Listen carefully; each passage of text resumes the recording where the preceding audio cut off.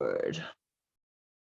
Hi, everybody. So I'm really happy today. I'm speaking to Tanja Diamond in the States. So it's about 9 o'clock in the morning there. You're 8 hours behind.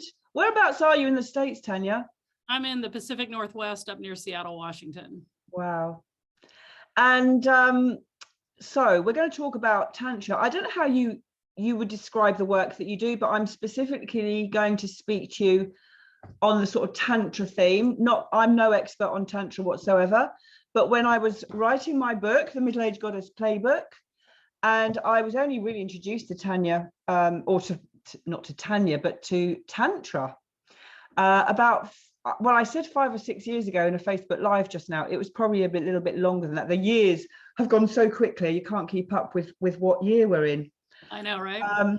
And I was very intrigued with Tantra because I definitely resonated with some of it and I was curious. But as I proceeded into my journey of Tantra, I didn't like what I was finding. We will talk more about this later on. But I did, because I resonated with what you said, Tanya, in what I heard you speak about on Facebook, and I was interested in what you shared, that I actually asked you to write a piece. So before you speak, if that's okay, I'm just going to share what you so kindly wrote that I put in my book about Tantra. So this is what Tanya wrote, which is in the book on the chapter called What is Tantra? Amazing. So I said, I asked Tanya to say something about her lineage and Tantra teachings, and this is what she had to say. True Tantra has been left in the dust in the West. Instead of encompassing the power of transformation, it has been turned into a sex-driven, feel-good, spiritual bypass experience of little substance, losing all its actual power.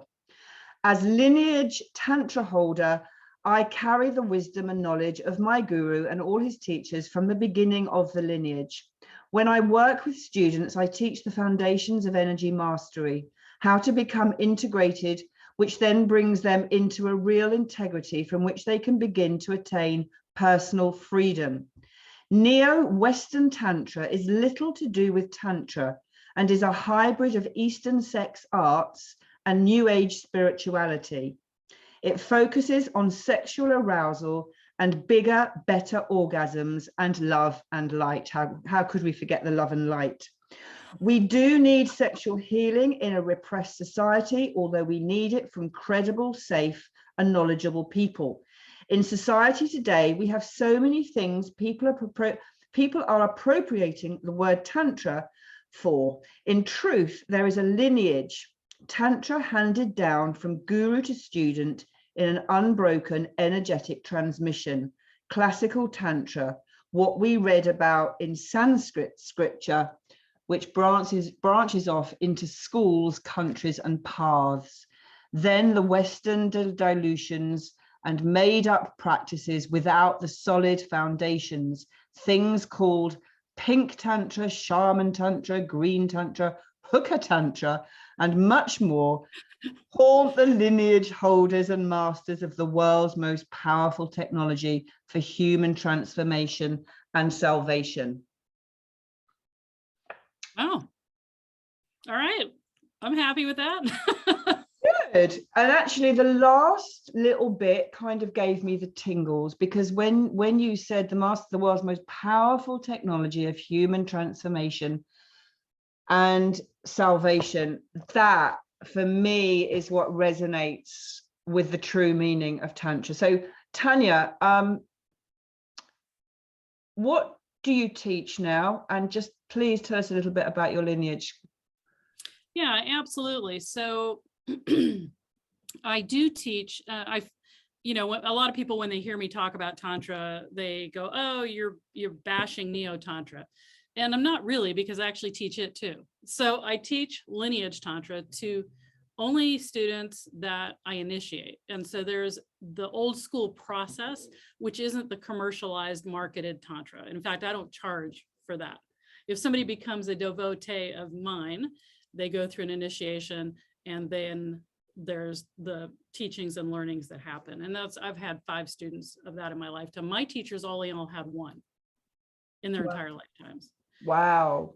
So I also teach, so in my neo-tantra teachings, where I teach people about better sex and better relationships and communication, it's all based in the energy mastery foundations of my classical lineage.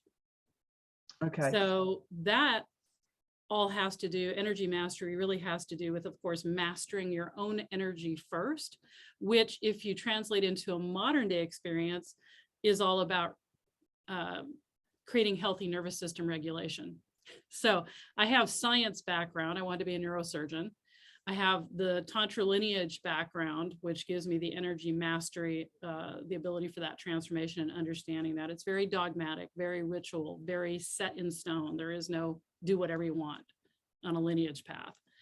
And then from that, I got into a lot of neuroscience and understanding trauma. So I'm very trauma informed, trauma trained.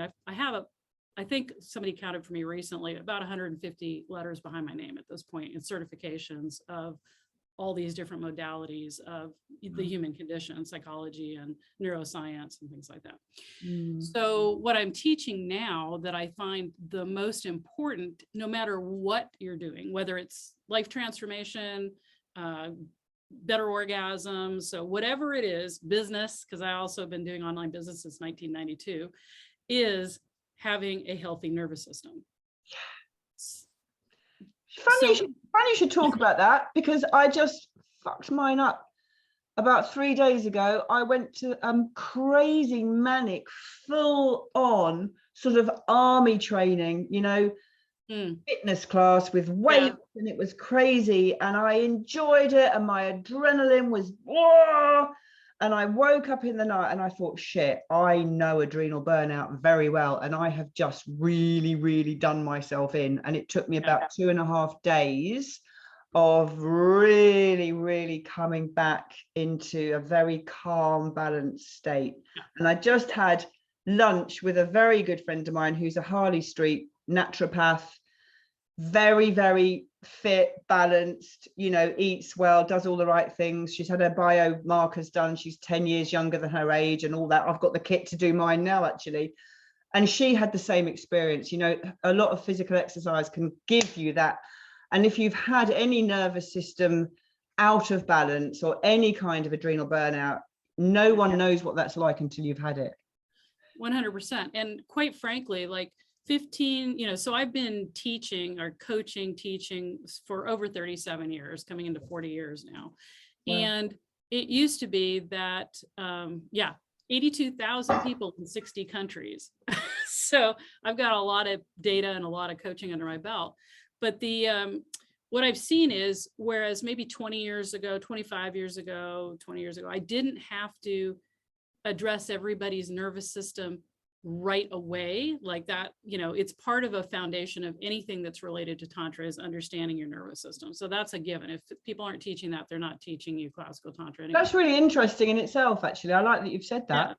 Yeah. And because energy mastery has to do with your somatic body, right? So there's somatic, emotional, energetic, nervous system, chemical, right? Yeah. So if your chemistry is out of balance, you cannot master energy. So what makes people's chemistry out of balance?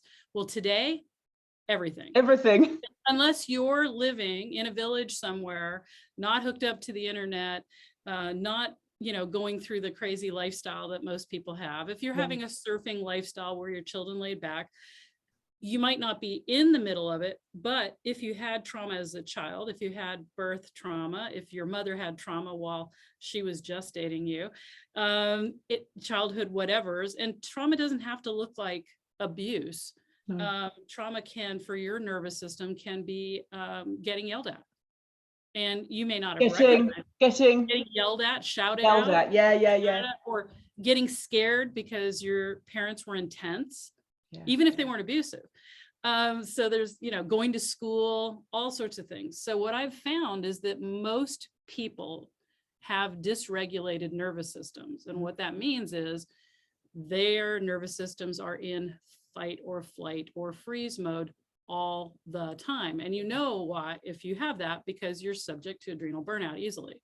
Yeah. You're subject to overwhelm easily. You're subject to anxiety, depression, feeling like you're behind all the time, lack of being able to sleep well. You're self-medicating on, Facebook, on drugs, on alcohol, on whatever. All of these disconnect. All of these are a sign of a dysregulated nervous system. Yeah. And like you say, it's got to be just about everybody, given the last 2 years as well, like at some degree.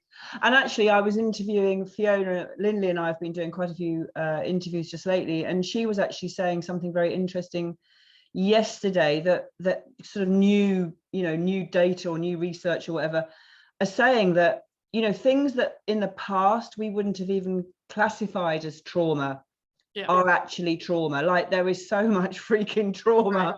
Right. Well, and it's because our parents, so we look back a couple of generations, and our parents' nervous systems were starting to get dysregulated. And we know about epigenetics, where you're passing on the trauma in your DNA of your ancestors. So most of us, World War II, World War I, World War II, things like that, famine, so it's kind of entrenched. And because we're doing less to regulate it.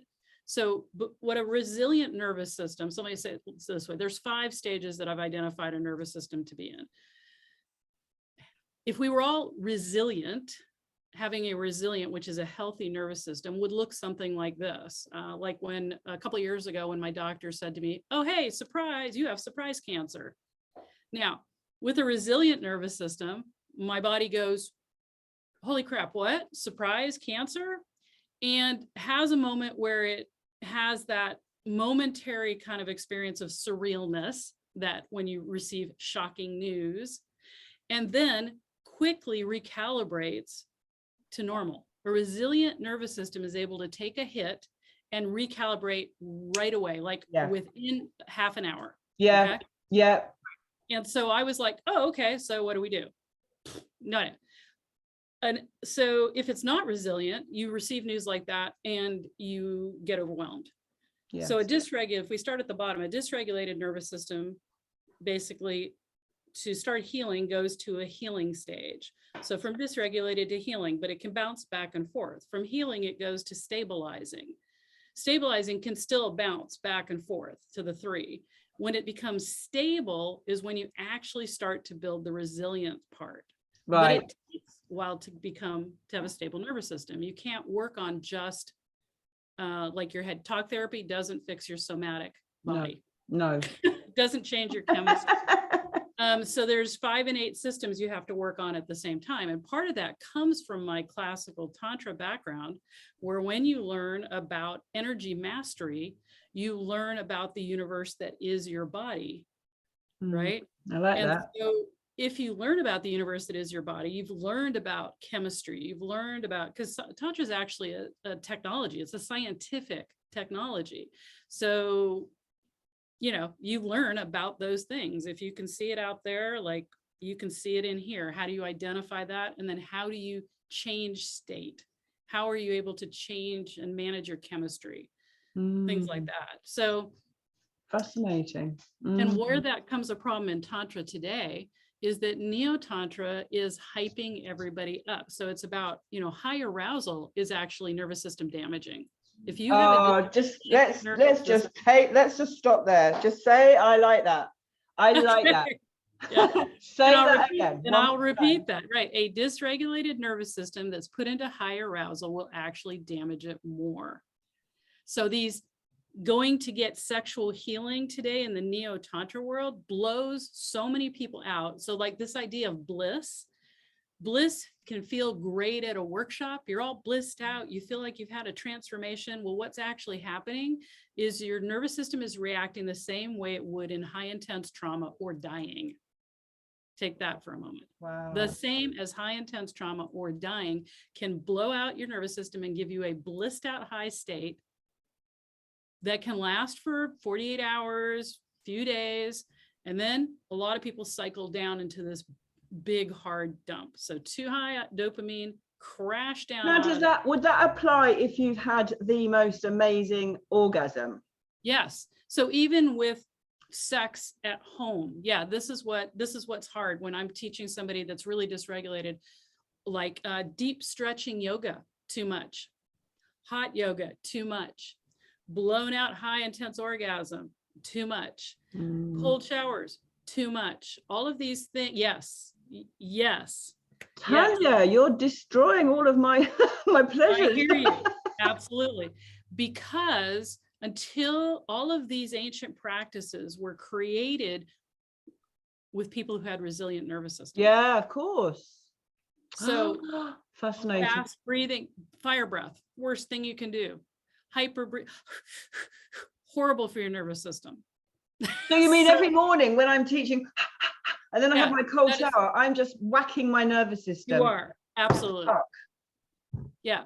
So I understand that's controversial. I have a TEDx talk that's written that I'll be delivering about restructuring ancient practices. I love controversial, Tanya. Yeah. So, and I have been biohacking for 25 years.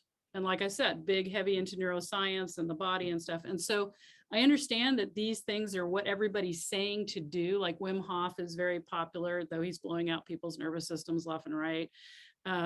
This idea of healing and high arousal. No.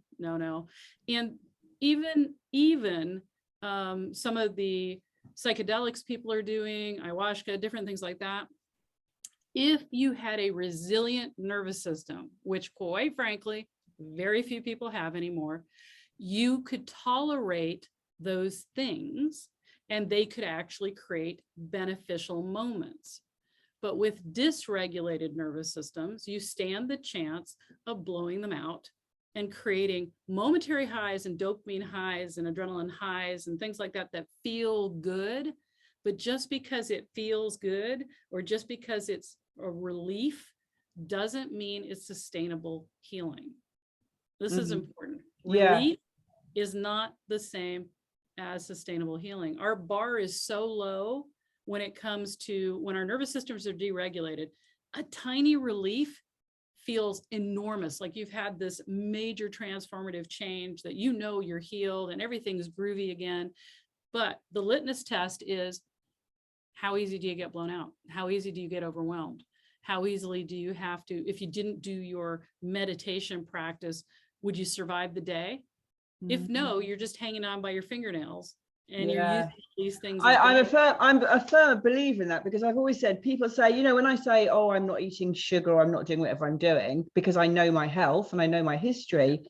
But when people say, oh, a little bit of all things in moderation, I said, yes, if you start from a balanced place, of course.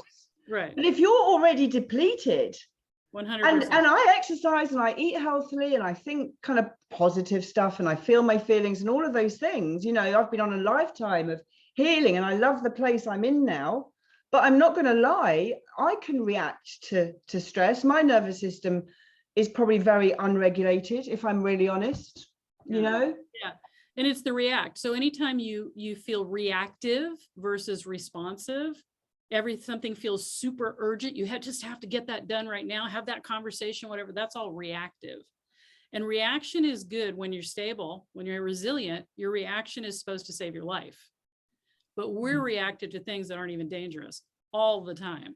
Thinking like it's imperative to have that conversation at 11 o'clock at night with your spouse, because you absolutely have to have that conversation right now. You've got to have an orgasm right now. You have to masturbate right now. You have to, do that. But that's a difference. But can I just check in with you, Tanya? We're not including inspired action here, are we? Well, you know what? If you don't understand how your nervous system reacts, right, you could feel like it's inspired action when it's reaction. Okay, get it. Get it. Our gut. So when we have a dysregulated nervous system, our vagus nerve, which runs from our side of our face all the way through our vital organs, it's the longest nerve in the body. And I call it the social nerve. When we're reactive, our vagus nerve, we think, oh, well, just trust your gut. Well, the problem is if you're dysregulated, so is your gut. And so you can trust your gut to tell you to do what seems right to the dysregulation. Oh God! People get mad at me because I say things like, you know, everybody's like, oh, follow your intuition. I'm like, well, your intuition is disrupted by your vagus nerve and your chemistry. Yeah, of course. Right. And God, so we're so fucked up, aren't we? How do we? it sounds like doom and gloom, but here, look, like, just take this, for instance. This is such a great thing to look at, that it makes people go, whoa. All right. So our eyes are not part of our senses. Our eyes are actually extensions of our brain on the outside. Okay. So your eyes are your brain. Yeah. When we look, we're created to be outside. First of all, most of us are created to be outside most of the time, and looking at vistas. So looking broadly. So when we look out, our eyes relax and they come away from the nose and they seek broad. They actually relax, the muscles relax. And as soon as that happens, every nerve and chemical from your mid bottom of your skull to the top of your hip relaxes. Now you're in chill mode. That's why, like, going on a great drive with a great view. I've just done it. Yeah. Right. Okay. Now focus on the screen. Anytime we focus on something close range or smaller, our eyes come in towards each other, and that signals the nerves from the base of your skull to your hips to go into flight, fight, or freeze mode. Yeah. It signals danger. Yeah. How many times or hours a day do people look at their phone? Yeah. Wow. Look at what they're doing in their house, look down. So even the act of looking down, like, you know, if your screen is up, you're in a better way because your eyes are going to lift and your chin's going to lift. And as soon as that happens, your chemistry changes to lift. But as soon as you do this, everything down regulates this way. So just the fact that most days people are focusing inward more than they're focusing out has people's nervous system set up. Incredible. So bringing it back to Tantra, you were saying that the nervous system is like the first. It's a crucial part. Yeah. So when you're learning Tantra, classical Tantra, they start off with gross modalities, meaning that's where sexual energy came in, by the way.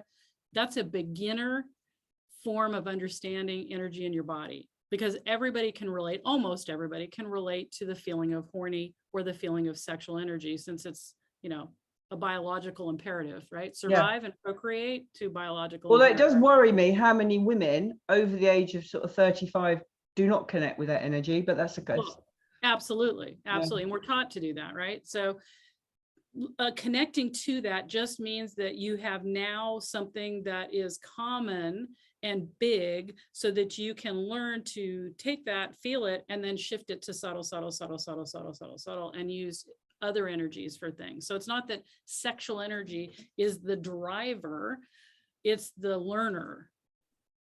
And so that got bastardized into, it's all about sexual energy. Yeah. Arousal is a full body experience, but it's not just a sexual arousal. And most people don't know the difference. No, I know they don't. To use that sexual arousal as that dopamine high. If you use any type of porn or anything, you're creating high levels of dopamine that are not natural for your body. No. All sorts of mechanisms of clicking in your eyes, anything. Yeah, it's another subject. I'm anti-porn, and so many people are like, whoa, how can you teach Tantra or be a sex teacher? And well, they clearly don't really understand, do they? They clearly don't have a clue. Yeah. So back to classical Tantra and the energy, you can't, when you're managing energy, you are literally managing your chemistry, your body, physical body, somatic body, as well as the emotional body, the physical body. That's why there's physical practices, there's energetic practices, there's, you know, emotional practices. All of these come together. And you can't master energy within until you understand how to master your chemistry. So when people ask me, like, if I'm teaching, what is your life purpose, right? Life purpose. I can answer the question for everybody right now that's listening. Your life purpose is self-management. Sorry, it's not super sexy. Self-management. If you have self-management, you can regulate your nervous system. You can be responsive instead of reactive. You can regulate whatever you intake and what happens when you intake, whether that's food, visual, auditory, right? Yeah. when you master that, then you can do anything. Yeah. So the first directive of purpose in life is self-mastery, self-management. I like self-mastery. Yeah. I mean, for me, if I look back at my journey, it's all actually been under an umbrella of actually self-mastery, all of it. Right. Yeah. The whole thing has been towards self-mastery. And part of that big one in the middle of my whole journey was the quest for inner peace. Yeah. You know, that was a big one. And self-mastery definitely are two words that actually resonate with me at a very deep level now. Right. Because if I don't have self-mastery, I cannot have inner peace. Correct. Absolutely. Because then you're letting outside circumstances dictate your reactiveness. Yeah. So when you can respond to life instead of react to life, now you're self-managing. That builds self-mastery. So first step is self-management. From self-management, you build self-mastery. Does that mean, you know, well, let me see. Well, so what are the benefits? What can you do from that? I can take a breath and have an orgasm. No big deal. It's like not a thing. I can also, I've healed 4 incurable illnesses. Okay, great. Energy mastery, self-management means that you can start. Now my quest is, don't get those things. Why am I getting anti-inflammatory autoimmune diseases? So now my self-mastery is directed towards, what are the things that have happened that create that? Because that's a reaction too. Illness is a reaction. Disease is a reaction, right? Yeah. So you can eat the healthiest diet, you can live the serenest lifestyle, and you can still have disease because you have internal conflict of something somewhere. Yeah. Right? Yeah. So I don't know that, achieving self-mastery is definitely a lifelong journey. Self-management happens sooner. Okay. Because managing yourself is a everyday process. Self-mastery would mean that it's sustainably, you're on like a resilient nervous system, you're there, and occasionally something will throw you off. That's like, all of a sudden there's an earthquake here and my entire house disappears. If I'm in self-mastery, that's not going to cause a great reaction to me. But self-management, I might have like a holy crap, are you kidding me? My house just fell down now. But if your nervous system is resilient, when your house falls down, you don't get overwhelmed. You don't get stunned. You don't know, you don't get to a place where I don't know what to do, right? You're never in that space. You're like, oh, bummer. And here's what I need to do to manage that. And so that is possible. I mean, I've been teaching people that for a long time to become. So put it back into the Tantra. So let me understand now. So all this self-mastery and self-management is Tantra. Is the essence of Tantra. It is Tantra. Yeah. So basically, right. So if you ask me what is Tantra, I will say Tantra is a systematic technology for personal transformation. That's what Tantra is. And it all starts with mastering energy, which means you need to master your physical body, your somatic body, your energetic, your chemical body. That's your nervous system, right? It's all about learning how to master that. And sex is a part, it's like 3%. Sex is part of life. So of course it's included, but it's like, if you're looking at classical literature, maybe 3% of it has anything. And that 3% that's about it is relation to householders. Like if you're going to say sexual mastery, is because people had arranged marriages. So they were teaching householders how to have good sex for their lifetime so they could stay married. It wasn't like, let's have orgies. It wasn't like, let's, and not, go have orgies. I don't have anything against all of that. But the way people are using these tools, with uneducated practitioners teaching them, means that, I received 10,000 a year over the last 20 years, either email, phone calls, messages from people who have been hurt in the neo-tantra, quote unquote, tantra community, workshops, things like that, right?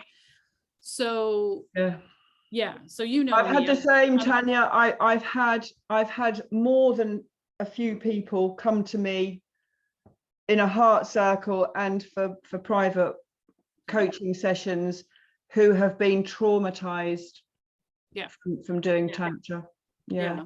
You know, Tantra is what, Yeah. Tantra itself, would you ever become traumatized in Tantra? Well, if you have a really good teacher, and the purpose is to learn how to regulate. Remember, Tantra wasn't created for healing. So this is the thing, like yoga, Tantra, all these things were not healing, they were elevating.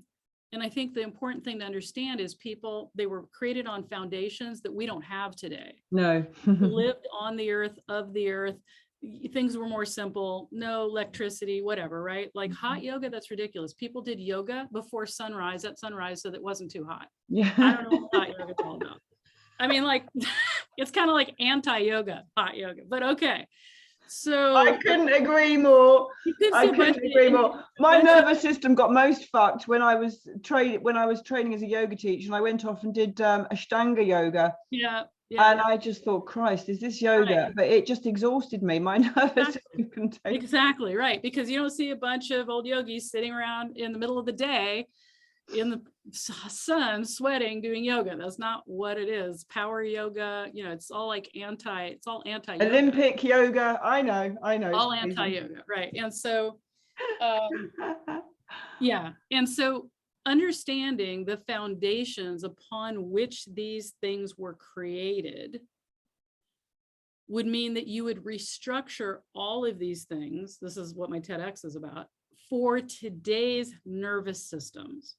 Yeah. Okay, so when Tantra was created, yoga, these things, people were grounded, they were solid on the earth, they were so grounded that these practices were created to elevate, like the lotus from out of the mud, them to the heavens. So think about that energetic component. Elevation requires upward energy, okay?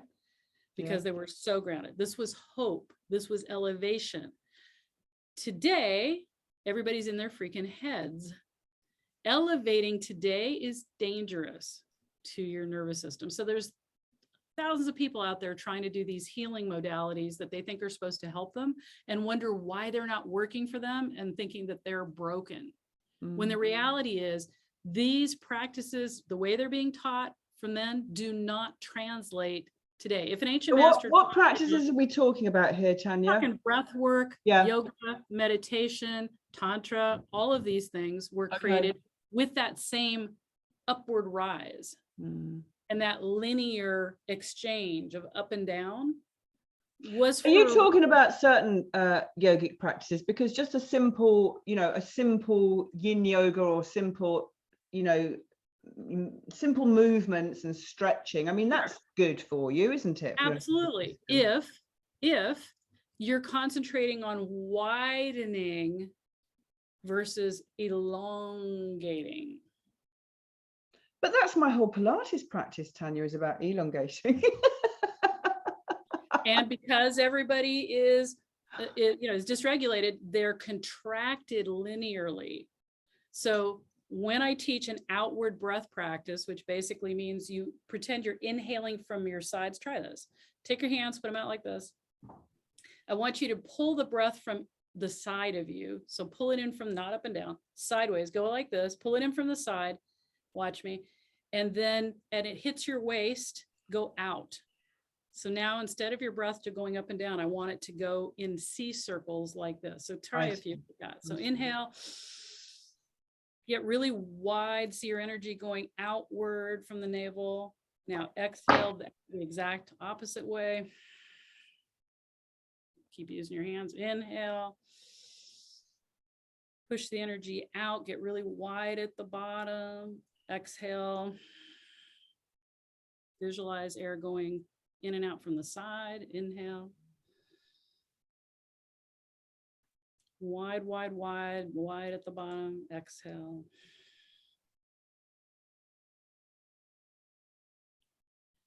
And doing that creates an outward expansion, 3D. Yeah. Versus elongating a tube. Instead of elongating a tube. Yes. Yeah. Right. I am actually with you on that. Yeah. Because I personally do teach more about Perfect. expanding out. Yeah. Nice. Perfect. Exactly. Because that's relaxing to your nervous system. Mm. Mm. And that visualization, and so how did I learn that? Well, because I have a lineage that goes back thousands of years on how it was created, it takes it very easy to look at, oh, this was created for this and for these people. If my teacher dropped down to earth today, he'd be like, what are you people doing? No, if you understand the practice, the fundamentals and foundations of a practice, you would know it needs to be restructured for us today. Yeah. It's just common sense. Yeah. Fascinating. Fascinating. Yeah. So classical Tantra really is about transformation, but it's dogmatic, systematic. It's not a free flow, do whatever you feel like doing. If you're learning lineage Tantra, it's passed down from your teacher, your guru, to the devoted student through oral transmission of doing practices and energetic transmission that's always available once the student opens the doors. Yeah. So it's like your teacher's beaming out thousands of years of lineage, and all the teachers before him is just right there. And as you do the practices, physical, mental, energetic practices, your ability to see that, feel that, experience that starts to open. Yeah. And you're able to take in more than just the oral transmissions. This is fascinating. The whole thing, that everything you've shared today, and the nervous system regulation and all of this is not where I thought we were going to go today. And it's really interesting, because I suppose my interest really is, how so many people now are pulling apart the whole spiritual communities and the false white light and all of that. Yeah. And just pulling one thread out, polyamory, for example, for me, I've always seen it as I just cannot see it as a sort of something that is anybody who's, I mean, this is maybe my judgment, but I cannot imagine anyone I know who's tried polyamory has ended up as I told them they would, like pretty upset, all parties upset. And I can only imagine that the nervous system is on high alert in that sort of relationship. I don't know. What do you have to say about that? So a lot of these things that are said, that you're more enlightened and more spiritual if you enter thing here, are polyamorous, go to, orgies, only eat vegetarian, insert any, only love and light, you're always positive, you have no love, all of these insert here things.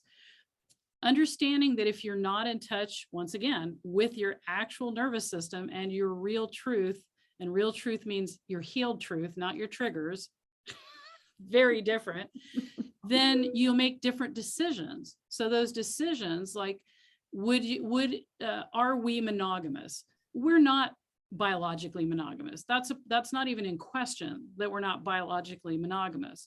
But can we be monogamous and happy? 100%, because we have will and we have free will and commitment. But what happens is most people don't.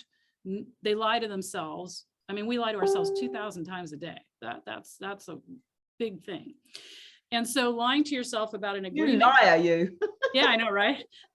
Lying to yourself about an agreement that you're making. You make an agreement that you don't really agree with, but you think you should agree with because your community, family, religion, whatever agrees with. Yeah. Sets you up for internal conflict that you're going to fail at some point. So, a lot of these community spirit, people ask me, well, do you date, in the Tantra world? No, I don't go to Tantra events. I don't go to Tantra communities. I don't go to Neo-Tantra things. Why? Because it's painful for me to see. It's painful for me to watch wounded people looking for help, thinking that just an orgasm or getting dopamine rushed high or adrenalized means they're okay and more spiritual. And it's like, would I rather, see people showing up and getting more grounded? Like, one of the things I've done for people is, like, I bury them like dirt naps. Literally, I had this super high powered executive that paid me 80 grand to come to a 4-day private intensive with me. And I took him out to the woods, told him to strip out of his, $10,000 suit down to his $1,000 underwear and start digging a hole with his hands. And he's looking at me, he goes, this is insane. And I'm like, well, okay. He said, well, Robert said you were awesome. You healed. Okay. So he dug this pit, right? And I told him to lay in it, and we put all the dirt and leaves and stuff back on him. He left his head out. Yeah. And he's like, and I went, now what? And I'm like, you just chill. You just can breathe, look up at the sky. We're going to do some breathing. And so, and he fell asleep, which is what happens. And so he's bathed in all the microbes and all the natural things that help our body heal, that have antidepressants in them and all sorts of stuff, the bacteria and microbes of the earth where we're supposed to be connected. Yeah. And he wakes up 45 minutes later, a little chilled, which is normal too, because he's, buried. And so we come out of that and he's looking like he just found Jesus. He's blown open, but not in that like adrenalized way. Yeah. Right. Yeah. But in I can feel my whole body calm way. Like, this is the first time he said, I feel like I've taken a breath. He said, I feel like I've been on a 2-year vacation. Wow. And yeah. And of course, we did some other things around that, but the point of all this is, Tantra itself is about that grounding. And so is it okay, do you want to explore polyamory? Yeah, explore polyamory. Understand it's a risk to your relationship more than likely, and probably to yourself. Is that okay? I believe life is risky. I'm not going to live through it. I take risks. I try everything. I experiment with everything to find out, how does it actually feel? If it, not in the moment, not during, not the week after, but like 4 months after, 6 months after, if you're still carrying the sustainable healing from that event, and you've actually gone on to change patterns that you have in your life, then it's what I call a good event. Yeah. A healing event. But if you had the momentary highs, and now you're hooking up your next workshop, and now you're trying to find your next Tantra circle, and now you're trying to do this because you've become a junkie of those things, you're in addiction mode of dopamine. Yeah. And this is harming your nervous system, not healing it. Yeah. Fascinating. Yeah, I totally agree. And I really love what you have to say, Tanya. I very much resonate with everything that you say, and fascinated. This has opened me up to some thoughts. I shall be going away tonight, and I shall be digesting all of this and re-watching this. Yeah. And about positivity, I mean, we're textured, we're created with all emotions. So bypassing how you feel to be all love and light and positive, not healthy. No, it's not healthy, because you're going to be an internal conflict unless you can feel what's really going on. You can't heal that. You can't heal what you can't accept. Yeah, no, 100%. Yeah, right? 100%. And we say that, but then, and there's science that shows that positive thinking and visualization helps. It does, but once again, when they did the study, and they do any of these scientific studies, nobody calibrates where somebody's nervous system is. No, they don't. The nervous system has really been left out of the equation. Right. In all of this. Yeah, we're just now in the last couple of years, are people on the dysregulated nervous system bandwagon, ADHD, neurodivergence, and I'm autistic. And I'll tell you right now that if you heal your nervous system, you heal a ton of your autistic traits too. Wow. So, ADHD, it's a nervous system disorder. Almost all of these things are nervous system decalibration. And all of these things can be changed. Depression is the flip side of anxiety. If you heal anxiety, the depression goes away. You never have it again. It's your body's mechanism to save you from being in high stress mode all the time. Flips you into depression. Wow. So really the key for all of us is really understanding not our sexual energy, that comes after, but understanding our nervous system energy and how to calibrate and do that. Then having an orgasm is easier. Then, having great lovemaking, connecting with somebody else is easier. Loving is easier. Passion. So I see things that start in the middle and go up, but not the things that start with the foundations, which is what I see classical Tantra is. A foundation that you build on for better living. Yeah, and I'm all about that. I'm all about the foundation. All about the foundation. Otherwise, it's just not worth doing, experiencing, having. you know. Right. Well, because you go and you have a thing and it doesn't like build on, I like experiences. Great. I used to be an extreme athlete, so I understand adrenaline and I know all about burning my nervous system out through all sorts of crazy stuff. And, so like you, I know what that feels like. And most people are just so dysregulated, they don't know they are. That's their norm. They started that way. That's their norm. And when they're like that executive, when they have that moment that their nervous system actually down regulates, they're like blown away. And so that's where I think. So Neo Tantra, sexual healing is needed. I said that in the book when I wrote that. Sexual healing is needed, absolutely.